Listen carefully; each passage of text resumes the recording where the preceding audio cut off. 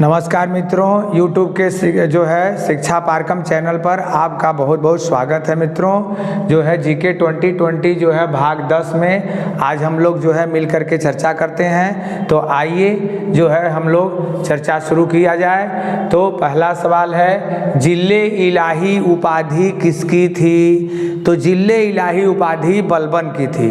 सल्तनत कालीन शासक बलबन की उपाधि थी जिले इलाही। साथ ही उसने जो है रक्त एवं लौह की नीति लागू किया। साथ ही उसने अपने को अफरासियाब वंश का घोषित किया। साथ ही उसने जो है सिजदा पैबोस प्रथा लागू की।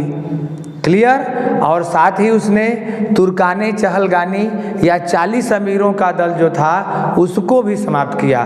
तो ये इसमें से कोई सवाल आए आप मित्रों तो सबका उत्तर क्या होगा? बलबन। यानी बलबन नाम आते ही आपके मस्तिष्क में क्या क्या बात होनी चाहिए? तो पहला जो है जिले इलाही उपाधि बलबन, सिजदा पैबोस प्रथा बलबन, अफरासियाब वंश का घोषित किया बलबन, रक्त एवं लौह की नीति बलबन। क्लियर मित्रों। और जो है ये एक महत्वपूर्ण जो है सल्तनतकालीन शासक था। क्लियर। तो जिले इलाही बलबन, सिजदा पैबोस प्रथा बलबन। क्लियर। आगे बढ़ते हैं। साइमन कमीशन भारत आया। तो फरवरी जो है 1928 में साइमन कमीशन भारत आया। क्लियर मित्रों। कब आया? फरवरी 1928 में। अब इसके आने का उद्देश्य क्या था? तो 1919 के मॉन्टेग्यू चेम्सफोर्ड सुधार जो रिपोर्ट था उसमें ये बात कही गई थी कि उसके लागू होने के 10 साल बाद जो है ये उसकी समीक्षा की जाएगी। क्लियर। तो उसी समीक्षा के लिए जो है 10 साल से पहले 10 साल पूरा नहीं हुआ था, उससे पहले ही जो है उसकी समीक्षा के लिए साइमन कमीशन का गठन किया गया। तो समय से पहले ही उस कमीशन का गठन किया गया। साथ जो है इसमें सारे के सारे अंग्रेज जो है सदस्य कौन थे? अंग्रेज थे। इसीलिए जब साइमन कमीशन भारत में आया तो पूरे भारत में सब जगह इसका क्या हुआ? विरोध हुआ। और विरोध हुआ और उसी विरोध के दौरान लाहौर में साइमन कमीशन का विरोध करते हुए जो है लाला लाजपत राय की पुलिस की लाठियों से जो चोट लगी उसके कारण उनकी मृत्यु हो गई।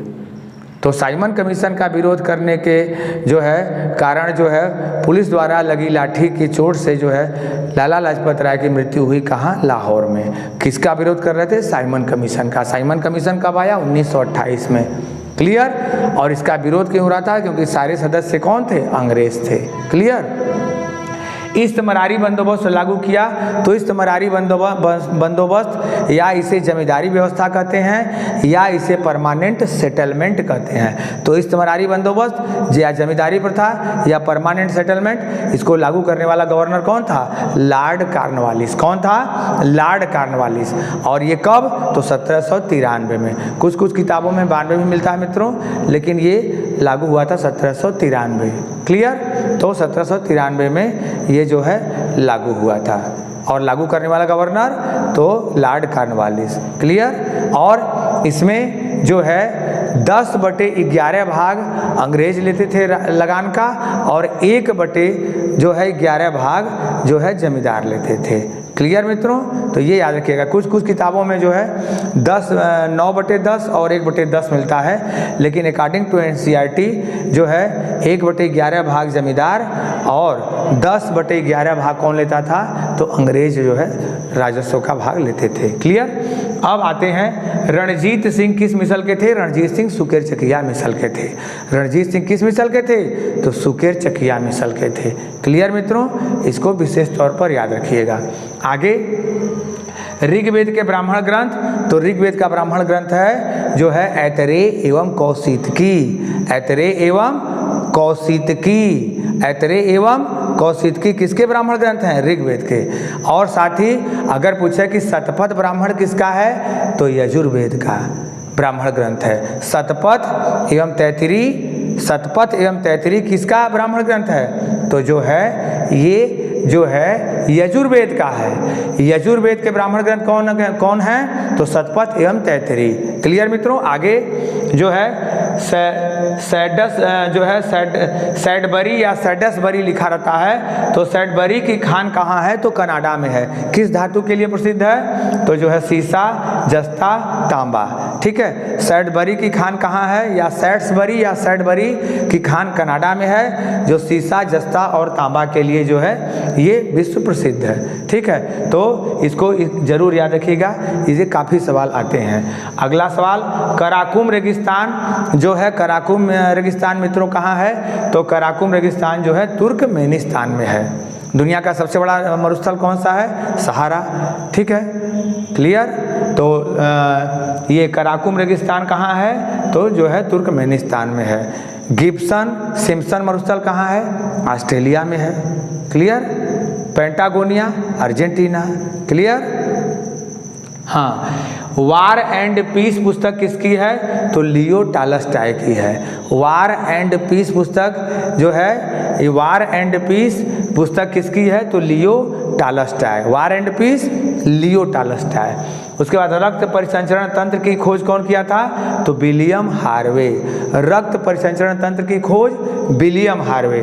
और चेचक का टीका कौन खोजा था, तो एडवर्ड जेनर। चेचक का टीका एडवर्ड जेनर। पोलियो का टीका जानी साल्क। मलेरिया का टीका रोनाल्ड रास। मलेरिया का टीका रोनाल्ड रास। क्लियर मित्रों। अब आगे हम लोग देखते हैं अगला सवाल जो है डीएनए। डीएनए पहले याद रखिए, डीएनए का पूरा नाम तो डीऑक्सी राइबोज न्यूक्लिक अम्ल। डीएनए का डीऑक्सी राइबोज न्यूक्लिक अम्ल। क्लियर। अब जो है डीएनए का डबल हेलिक्स मॉडल कौन दिया था, तो डीएनए का डबल हेलिक्स मॉडल दिया था वाटसन एवं क्रिक। क्लियर। अब डीएनए में बेस क्या होता है, तो डीएनए में बेस होता है जो है एडेनिन, थाइमिन और cytosine, guanine. Adenine, thymine, cytosine, guanine. Adenine, thymine, cytosine, guanine. Adenine, thymine, cytosine, guanine. अब आगे देखिए, एडेनिन और जो है थाइमिन में डबल हाइड्रोजन बॉन्ड होता है, और जो है साइटोसिन और ग्वानिन में ट्रिपल हाइड्रोजन बॉन्ड होता है। ओके, तो इसको जो है आप लोग ध्यान दीजिएगा। अगला सवाल देखते हैं मित्रों, कोशिका का कंकाल तंत्र। तो कोशिका का कंकाल तंत्र किसे कहते हैं, तो कोशिका का कंकाल तंत्र जो है अंतः प्रद्रव्यीय जालिका को कहते हैं, या अंतः द्रव्यीय जालिका। इसे अंग्रेजी में कहते हैं मित्रों इंडोप्लाज्मिक रेटिकुलम। तो कोशिका का कंकाल तंत्र इंडोप्लाज्मिक रेटिकुलम। कोशिका का जो है कंकाल तंत्र endoplasmic reticulum. Endoplasmic reticulum. Clear. संपत्ति के मूल अधिकार को समाप्त किया गया। तो संपत्ति का मूल अधिकार आप जो है मित्रों जो है संविधान जब लागू हुआ तो उस समय 7 मूल अधिकार थे। संपत्ति भी एक मूल अधिकार के अंतर्गत आता था, लेकिन 44वें संविधान संशोधन द्वारा संपत्ति के मूल अधिकार को समाप्त करके उसे कानूनी अधिकार बनाया गया और कहाँ रखा गया, अनुच्छेद 300 क में। क्लियर। तो 44वें संविधान संशोधन द्वारा संपत्ति के मूल अधिकार को एक कानूनी या विधिक अधिकार बना दिया गया और ये जो है इसे रखा गया अनुच्छेद 300 क में। क्लियर। आपातकाल लागू होने का कारण क्या होता है, तो पहले याद रखिए आपातकाल लागू होता है अनुच्छेद 352। आपातकाल लागू होता है अनुच्छेद 352। कारण क्या है, युद्ध, बाह्य आक्रमण, सशस्त्र विद्रोह। युद्ध, बाह्य आक्रमण, सशस्त्र विद्रोह। अनुच्छेद 352 के अंतर्गत युद्ध, बाह्य आक्रमण, सशस्त्र विद्रोह अगर होगा, इतने कारण होंगे, 3 कारण में से कोई एक, तभी आपातकाल लागू होगा। क्लियर। परंतु आपको ये भी याद रखना है कि जो है ये सशस्त्र विद्रोह जो शब्द है ये 44वें संविधान संशोधन द्वारा जोड़ा गया है। इसके पहले सशस्त्र विद्रोह की जगह आंतरिक अशांति था और आंतरिक अशांति के आधार पर इंदिरा गांधी ने 1975 में देश में आपातकाल लागू किया। क्लियर। तो जब जनता पार्टी की सरकार आई तो उसने जो है 44वें संविधान संशोधन के द्वारा आंतरिक अशांति शब्द को हटा करके उसकी जगह क्या कर दिया, सशस्त्र विद्रोह। क्लियर मित्रों, तो सशस्त्र विद्रोह की जगह पहले क्या था, आंतरिक अशांति। आंतरिक अशांति को हटा के सशस्त्र विद्रोह की संशोधन द्वारा 44वें संविधान संशोधन द्वारा जो है लाया गया। तो जो है अनुच्छेद 352 के अंतर्गत युद्ध, वाह्य आक्रमण और सशस्त्र विद्रोह, इन 3 कारणों के आधार पर राष्ट्रीय आपात की घोषणा की जाती है। क्लियर, और ये जो है राष्ट्रपति लागू करते हैं, और किसके परामर्श से, तो मंत्रिमंडल के लिखित परामर्श से। क्लियर मित्रों, अब आगे बढ़ते हैं। आपातकाल के बाद जो है पीली क्रांति।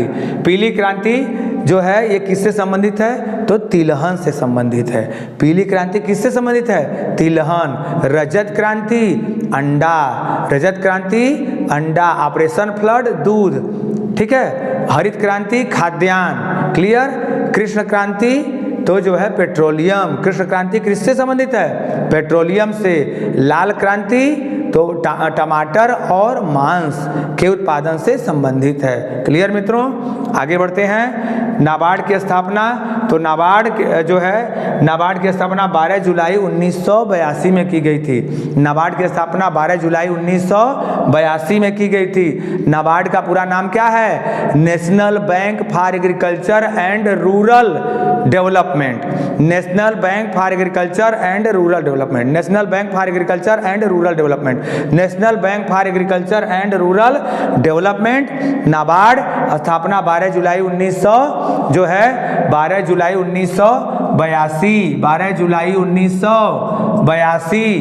और यह कृषि ऋण देने वाला सबसे बड़ा बैंक है। यह जो है रिजर्व बैंक की एक अनुषंगी संस्था के रूप में कार्य करता है। यह जो है व्यावसायिक बैंकों, कमर्शियल बैंकों को ऋण देता है और कहता है कि मेरे द्वारा दिया गया ऋण केवल जो है कृषि कार्य के लिए दिया जाना चाहिए। क्लियर, तो national bank for agriculture and rural development जो है कृषि ऋण देने वाला सबसे बड़ा बैंक है। रिजर्व बैंक की एक अनुषंगी संस्था के रूप में कार्य करता है। इसकी स्थापना 12 जुलाई 1982। आगे बढ़िए, जो है a century is not enough, ये किसकी आत्मकथा है, तो a century is a not enough, ये सौरव गांगुली की आत्मकथा है। A century is not enough, a century is a not enough, ये सौरव गांगुली की आत्मकथा है। क्लियर मित्रों, आगे इदुक्की बांध। इदुक्की बांध जो है कहाँ है, तो केरल में है। तो इसके साथ और भी याद करिए, इदुक्की बांध, मुल्ला पेरियार बांध। इदुक्की बांध, मुल्ला पेरियार बांध, ये किस नदी पर है, तो पेरियार नदी। कहाँ, केरल। इदुक्की, मुल्ला पेरियार बांध, दोनों कहाँ, पेरियार नदी पर। किस राज्य में, केरल में। आगे बढ़िए मित्रों, जो है आरटीजीएस, तो इसका तात्पर्य क्या है, तो आरटीजीएस जो है एक बैंक से दूसरे बैंक में जो है पैसे के ट्रांसफर से संबंधित है मित्रों, आरटीजीएस। और इसका पूरा नाम है real time gross settlement. RTGS, real time gross settlement, real time gross settlement, RTGS. Clear. उसके बाद एमआईपीएस। एमआईपीएस ये कंप्यूटर से संबंधित प्रश्न है मित्रों। एमआईपीएस मिलियन इंस्ट्रक्शन पर सेकेंड, मिलियन इंस्ट्रक्शन पर सेकेंड, एमआईपीएस।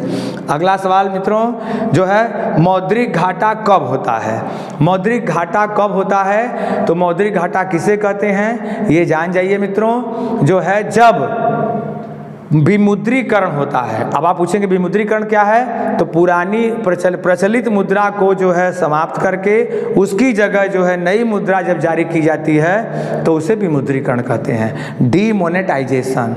जब प्रचलित मुद्रा को जगह दूसरी नई मुद्रा जारी की जाए तो उसे विमुद्रीकरण कहते हैं, और जो है या डीमोनेटाइजेशन।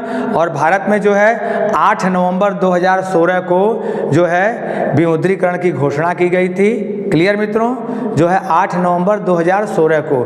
तो इसको समझने की जो है ये मौद्रिक घाटा हम समझते हैं क्या है, तो जब पुरानी प्रचलित मुद्रा की जगह एक नई मुद्रा जारी कर दी जाती है तो जो पुराने नोट होते हैं उनको छापने में इतना पैसा व्यय होता है, सब चीज़ खर्च होता है, तो वो जो है जो समाप्त हो जाता है, कूड़ा मुद्दा बन जाता है जो है, उसे ही कहा जाता है क्या, जो है मौद्रिक घाटा। यानी एक तरफ तो पुरानी नोट को हटाने का घाटा और दूसरी सब कुछ नया नोट फिर से बनाने का, तो ये जो है जो घाटा जाता है सरकार को, इसे ही कहा जाता है मौद्रिक घाटा। यानी मौद्रिक घाटा कब होगा, तो विमुद्रीकरण यानी नए नोट छापने से, यानी पुराने नोट को समाप्त करके नए नोट छापने से सरकार को जो घाटा जाता है उसे ही जो है मौद्रिक घाटा कहते हैं। यानी नोटबंदी में, विमुद्रीकरण में या मोनेटाइजेशन में जब पुरानी मुद्रा को हटा करके नई मुद्रा छापने में सरकार को जो घाटा जाता है उसे ही कहते हैं मौद्रिक घाटा। क्लियर? तो डिमोनेटाइजेशन के समय या मौद्रिक जो है नोटबंदी के समय ये जो है, या नया नोट छापने के समय जो घाटा होता है उसे क्या कहते हैं, मौद्रिक घाटा। तो मित्रों ये जो है आज हम लोग जो है जीके 2020 भाग 10 के अंतर्गत निम्न प्रश्नों पर चर्चा किए। मैं उम्मीद करता हूं मित्रों कि आपको बहुत सारी बातें जो है इसमें समझ में अच्छे से आई होंगी, याद हो गई होंगी जो है। ठीक है, तो आप इसका जो है स्क्रीनशॉट लीजिए। मिलते हैं नेक्स्ट वीडियो में। धन्यवाद। नमस्कार मित्रों, आप इस वीडियो को अधिक से अधिक लाइक और शेयर करें, अपनी राय कमेंट करके बताएं। इस तरह की और जानकारी के लिए हमारे टेलीग्राम व यूट्यूब चैनल शिक्षा फारकम को सब्सक्राइब करें, साथ ही बेल आइकन दबाएं जिससे हमारी वीडियो की नोटिफिकेशन आपको सबसे पहले मिले। धन्यवाद।